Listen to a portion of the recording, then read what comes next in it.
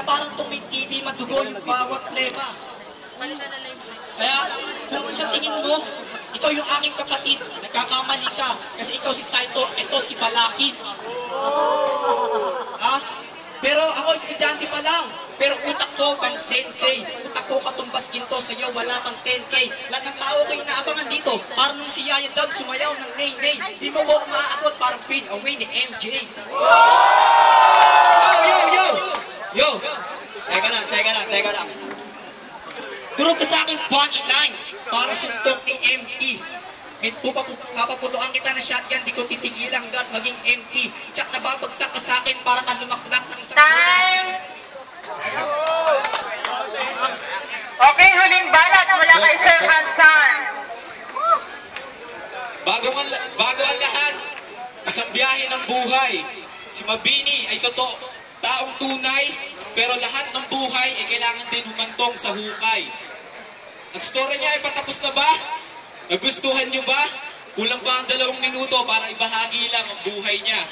Pero ngayon, sige, medyo lihis tayo ng tema. Pero sige, wag na. Baka lalo lang itong maging pangit na paan.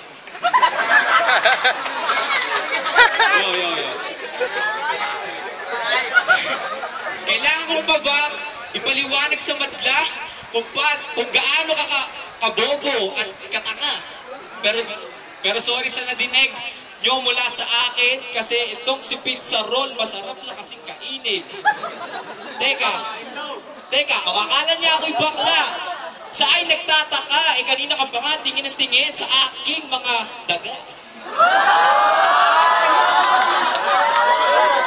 Wala akong ibig sabihin doon. Gusto ko lamang siyang ibaon. Totoy, laos ka na, ito na aking panahon.